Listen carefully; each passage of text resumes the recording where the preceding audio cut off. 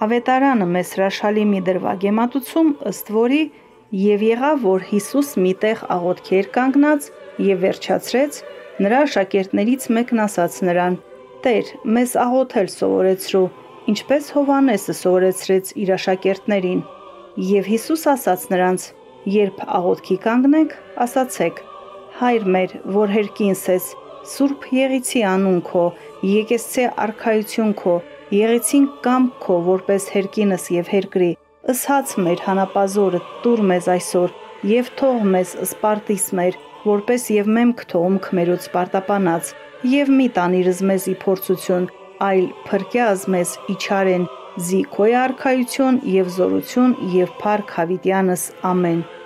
Հայր մեր կամ տերունական աղոթքը կարծում եմ բոլորս գիտենք և մեր առօրյայում ամենաշատ արտասանվող աղոթքն է։ Բարեբախտաբար աղոթքի տեսակները շատ են և նաև ըստ վիճակի դրանք կարող են լինել, ասենք, գործից առաջ, ճաշակելուց առաջ և հետո, ճանապարհից առաջ և հետո, քնելուց առաջ և հետո։ Շարքը կարող ենք երկար թվարկել։ Շարքում տեղ ունեն նաև բժշկական աղոթքները։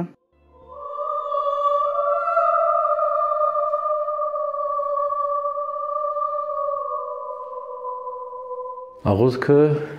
հոգու շնչառությունն է, հոգևոր կյանքի հիմնական մասերից մեկը։ Այն, որ ամեն հավատացյալ պետք է կատարի, այնպես ինչպես որ մարդը առանց շնչառության չի կարող ապրել։ Ըստ Սուրբ Գրիգոր Տաթևացու Հայր մեր աղոթքը 10 աղոթքից է բաղկացած և յուրաքանչյուր տող ուղղված է Սուրբ Երրորդության անձերից մեկին և ուրույն խնդրվածք ունի իր մեջ։ Եվ եթե նայենք բոլոր տեսակի աղոթքներին, Հայր մեր աղոթքի այդ ուրույն խնդրվածքներից մեկն է։ Տիրոջ ուսուցանած աղոթքը, որ տերունական աղոթք է կոչվում, բովանդակում է իր մեջ մեր կյանքին անհրաժեշտ բոլոր բաները, թեպետ իհարկե մեր Տեր Հիսուս Քրիստոս կարևորելով Աստծո արքայության արժանանալու մեր կոչումը, որի համար ինքը այս աշխարհ եկավ, մեզ պատվիրում է ասելով. նախ դուք խնդրեցեք Աստծո արդարությունը և երկնքի արքայությունը, և այդ ամենը ձեզ ավելիով պիտի տրվի։ Եվ Հայր մեր աղոթքի մեջ շատ կարևոր հանգամանք կա, որ այդ ուրույն խնդրվածքների մեջ, այդ 10 աղոթքների մեջ իհարկե ընդգծված է Աստծո արքայության մեր կարիքը։ Մնացած աղոթքները որպես այդպիսին դարձյալ ասեմ Հայր մեր աղոթքից բխած մասնավոր աղոթքներ են։ Մասնավորաբար անդրադառնալով բժշկության աղոթքներին, եկեղեցին Տեր Հիսուս Քրիստոսի կողմից, նրա աշակերտների կողմից ստացել է ավանդություն ըստ Ավետարանի այս խոսքի։ Եվ Հիսուս շրջում էր բոլոր քաղաքներում և գյուղերում, ուսուցանում էր նրանց ժողովարաններում, քարոզում էր արքայության ավետարանը և բժշկում էր ժողովրդի բոլոր ախտերն ու հիվանդությունները։ Եվ տեսնելով ժողովրդի բազմությունը, Հիսուս գթաց նրանց, որովհետև հոգնած էին և ցրված, ինչպես ոչխարներ, որոնք հովիվ չունեն։ Այն ժամանակ իր աշակերտներին ասաց. «Հունձը առատ է, իսկ մշակները սակավ։ Արդ աղաչեցեք հունձի Տիրոջը, որ մշակներ հանի իր հնձի համար»։ Եվ նա իր մոտ կանչելով իր 12 աշակերտներին, նրանց իշխանություն տվեց պիղծ դևերի վրա հանելու դրանք և բժշկելու ամենայն ցավ և ամեն հիվանդություն։ Ըստ այս խոսքի Տիրոջ սուրբ առաքյալները իշխանություն ունեին բժշկության համար աղոթելու։ Եվ սա շատ կարևոր հանգամանք է հասկանալու համար, որ եկեղեցին ունի առաքելություն Տեր Հիսուս Քրիստոսի կողմից տրված, որ իրավունք ունի ձեռք դնել և բժշկության համար աղոթել։ Սա չի հակասում, այլ առավել ևս օգնում է այն բնական կարիքին, որ մենք ունենք Աստծո նկատմամբ, ինչպես ասացի, աղոթքը մեր հոգու շնչառությունն է, Բայց հիմա ասեմ, որ շատ կարևոր է, որ մենք գիտակցենք, որ աղոթքի քաջալերանքը գալիս է Աստծո ամենակարող եւ գթառատ զորությունից։ Նրա գթառատ եւ ողորմած անձով ողջևորված է, որ մենք աղոթում ենք։ Ինչպես զավակը ծնողին կկարոտի, հասկանալով նաեւ, որ ծնողից ակնկալում է կյանք։ Եվ եկեղեցու այս իշխանությունը չի հակասում այս բնական կարիքին։ Այո, կարող է մարդը ինքնին աղոթել, ինչպես որ Տերն է ասում, խնդրեցեք եւ պիտի տրվի ձեզ։ Մինչդեռ եկեղեցու իշխանությունը որպես այդպիսին նշանակալի աջակցություն է։ Հիսուս եկավ որպես մեր Տեր ու Փրկիչ, որպես վարդապետ, որպես կենդանի հաց եւ ճշմարիտ որդատունք, որպես երկնային արքա, որպես հույս ու հարություն, բայց նաև բժիշկ, որ բուժում էր հիվանդներին ու տկարներին, նվաղներին, բուժում էր վերքոտ սրտեր ու հոգիներ, բուժում էր բոլոր նրանց, ովքեր ունեին իր կարիքը։ Մեր Տեր Հիսուս Քրիստոս միտեղ ասում է երկրի վրա ձեզ ոչ ոքի ուսուցիչ մի կոչեք, որտեղ ձեր ուսուցիչը Քրիստոսն է։ Մենք հավատում ենք, որ Տեր Հիսուս Քրիստոս նույն ինքը Աստծո միածին որդին է, բոլոր ժամանակներից առաջ ծնված հոր էությունից, Աստված է Աստծուց, լույս է լույսից, ճշմարիտ Աստված, ճշմարիտ Աստծուց, որ ծնված է հոր էությունից եւ դրա համար կոչվում է միածին։ Եվ քանի որ հոր էությունն ունի, ուստի մեր արարիչ Աստվածն է, նրա խոսքով է, որ արարվել է երկինքն ու երկիրը։ Եվ նա է, որ իշխանություն եւ կարողություն է տալիս բոլոր նրանց, ովքեր այս երկրի վրա ուսուցչություն են անում։ Ինչպես որ ասաց իր աշակերտներին, դրված է ինձ ամեն իշխանություն երկնքում եւ երկրի վրա, ինչպես ինձ հայրն առաքեց, ես էլ ձեզ եմ առաքում։ Գնացեք եւ աշակերտ դարձրեք բոլոր ազգերին։ Ուսուցեք նրանց այն ամենը, ինչ պատվիրեցի ձեզ։ Ոստի այս իմաստով մենք պիտի հստակ շեշտենք, որ Տեր Հիսուս Քրիստոս, լինելով մեր արարիչ Աստվածը, որևէ մեկից կրթվելու, սովորելու կարիք չուներ։ Սակայն իր կատարած բժշկությունները ոչ թե գիտությամբ էր, այլ իր աստվածային զորությամբ։ Այնպես ինչպես որ ինքն ասաց, թող լինի լույս, աշխարհը, երկինքը եւ երկիրը, ամեն ինչ որ նրանց մեջ կա եւ իր խոսքով արարվեց, այդպես եւ իր խոսքն էր, որ բժշկում էր հիվանդներին։ Ինչպես որ անդամալույցին ասաց, քեզ եմ ասում, վեր կաց, առ մահիճդ եւ գնա տուն, եւ անդամալույցը վեր կացավ եւ գնաց տուն,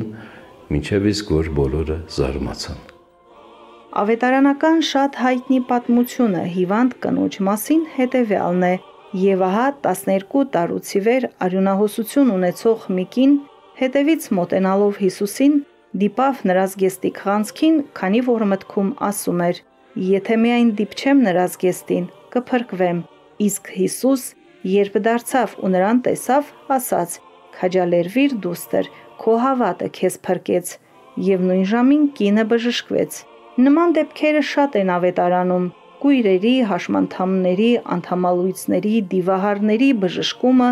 պարզ մահկանացուների մոտ առաջացնում էին հակասական մտքեր։ Շատերն անկասկած հավատում ու վստահում էին Տիրոջը, շատերն էլ ասում էին. այսպիսի բան Իսրայելում երբեք տեսնված չէ,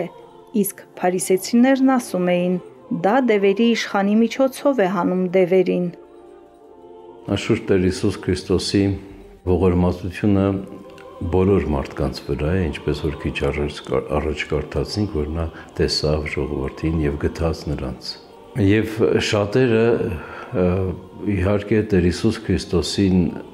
առանց խնդրելու էլ բժշկվեցին, ինչպես որ դարձյալ ասեմ, որ այստեղ մենք կարդացինք։ Մինչդեռ շատ դժվագներում Տեր Հիսուս Քրիստոս հապաղում էր բժշկել ինչ-որ մեկին, մինչև որ չստուգեր նրա հավատը։ Ինչպես ասենք, օրինակ, երկու կույրերը, երբ աղաղակում էին նրա ետևից, նա գնաց մտավ տուն։ Եվ հետո կույրերը եկան տուն եւ հարցրեց նրանց. «Ինչ եք կամենում»։ եւ նրանք ասացին. Տեր, որպեսզի մեր աչքերը բացվեն։ Այստեղ շատ կարևոր հանգամանք կա, որ նրանք Տեր ասելով պարզապես ոչ թե ինչ-որ տիտղոս էին ասում, այլ դավանում էին նրան որպես Աստված։ Տեր ասելով։ Եվ երկրորդը, որ շատ կարևոր է, Տեր Հիսուս Քրիստոս հարցրեց նրանց. Հավատում եք, որ կարող եմ ես ձեզ այդ բանը տալ։ Եվ նրանք ասացին այո, եւ Տերն ասաց. ըստ ձեր այդ հավատի թող լինի։ Եվ նրանց աչքերը բացվեցին։ Այս կինը, որ 12 տարի հիվանդ էր, ըստ մեկնիչների ամոթի պատճառով չմոտեցավ եւ չխոստովանեց։ Մանավանդ այնտեղ գրված է, որ բազմությունը հրմշտում էր Տիրոջը, այնքան շատ մարդ կար փողոցում։ Եվ նա ամաչում էր բազմությունից, որ պատմի իր հիվանդության մասին։ Եվ կա նաև օրենքի հանգամանքը,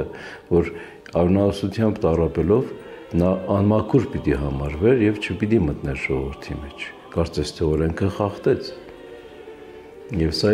եւս հանգամանք էր, որ խոստովաներ ինքը իր այս հիվանդությունը։ Մինչդեռ այլ հնար չգտնելով, ինչպես որ ավետարանն է ասում, բազում մարդկանց դիմեց բժիշկների եւ այլն, մեծ գումարներ ծախսեց եւ ոչինչ չշահեց, այլ միայն զայրացավ։ Ուրիշ հնար չուներ եւ ուրիշ ճանապարհ էլ չկար, միայն Տիրոջ ետևից գնալը, եւ քանի որ այդ ամոթի հանգամանքն էլ կար, նա գնաց ուզում էր գաղտնի մնար։ Բայց հավատում էր, որ եթե անգամ փեշին դիպչի, անգամ այդպես կբժշկվի։ Եվ անհայտ չմնաց, եւ Տերն էլ իհարկե գիտեր, որ այդ կինը պիտի գա եւ այս դեպքը տեղի ունենա, որովհետեւ նա Աստված է։ Բայց նա էլ թույլ տվեց, որ այդ դեպքում տեղի ունենա, որպեսզի ոչ միայն այդ կնոջը ողորմի, այլ նաեւ շրջապատում եղած այդ բազմությանը, իր աշակերտներին, այն մարդուն, որ իշխանավոր էր եւ խնդրել էր Տիրոջը, որ գնա իր աղջկան բժշկելու, Հայրոսին։ Եվ ահա այս մարդիկ կանգնած ականատես են մի հրաշալի բանի, ով դիպավ ինձ, ասում է Քրիստոս։ Եվ այդ կինը վախվորած գալիս եւ ստիպած խոստովանում է։ Այստեղ շատ կարեւոր է հասկանալ, որ Տերը նախախնամող ծնող է, ամենագետ, ամենողորմ, որ ինչպես ասացիք, ցանկացավ, որպեսի այս հրաշքից բոլորը դաս քաղեն, ոչ միայն ժողովուրդը, այլ հատկապես իր աշակերտները, որովհետև հետո իրենք պիտի գնային եւ Տիրոջ օրինակով շատերի համար բժշկության աղոթքներ անեին։ Աղոթքը երկխոսություն է մարդու եւ Տիրոջ միջև, եւ հարկ է, որ այդ աղոթքն անձանձիր լինի եւ հարատև լինի, որովհետեւ ինչպես սրբերից մեկն է ասում, աղոթքը սանդուղք է երկրից երկինք, լույս խավարի ճանապարհին, մնայուն պաշար հավիտենական կյանքի համար։ Եվ այդ ժամանակ կարող ենք հետևել Հակոբոս առաքյալի հորդորին. ձեզանից մեկը եթե վշտի մեջ է ընկել, թող աղոթի, հավատով եղած աղոթքը կփրկի հիվանդին ու Տերը նրան ոտքի կկանգնեցնի, իսկ այս պահին իրեն տրված քահանայական իշխանության իրավունքով ու առաքելությամբ աստվածային հրամանով բոլորիս համար աղոթք կբարձրացնի Տեր Սմբատ քահանան։ Հաղորդամատույց գրոց Սրբույն Գրիգորին արեկացվույն աղոթք զորավոր վասն բժշկության ի խորոց սրտից խոսք ընդ Աստուծո Որդի Աստուծո կենթանվո օրհնյալդ համենայնի հորդ ահավորի անքնին ծնունդ որ տկարանա առիքեն եւ ոչինչ որի ծագել անստվեր նշուլից ողորմության քո փառած հալին մեղք հալածին դևք ջնջին հանցանք խզին կապանք խորտակին շղթայք բժշկին հարվածք ողջանան վերք բառնին ապականությունք տեղի տանտխրությունք նահանջին հեծությունք փախնու խավարն մեկնի մեկն սպառի աղջամուղջն, գնա գիշերն, տարագրի տագնապն, չքանան չարիքն, հալածին հուսահատությունքն, և թագավոր է ձեռն քո ամենակար, քավիչդ ամենայնի։ Որ ոչ է գիր կորուսանելս մարդկան ոգիս, այլ կեցուցանել, թող ինձ զանթիվ չարիսնիմ բազում ողորմությանբդ, զիդու միայն ես երկնի անճար և երկրի անզնին, ի տար գոյից և հեզրս ծակած աշխարի, սկիզբն ամենայնի և համենայնի, ամենայնիվ լրմամբ օրհնյալի բարձունս, և քեզ ընթոր և օգույց սրբով, փառք հավիտյանս,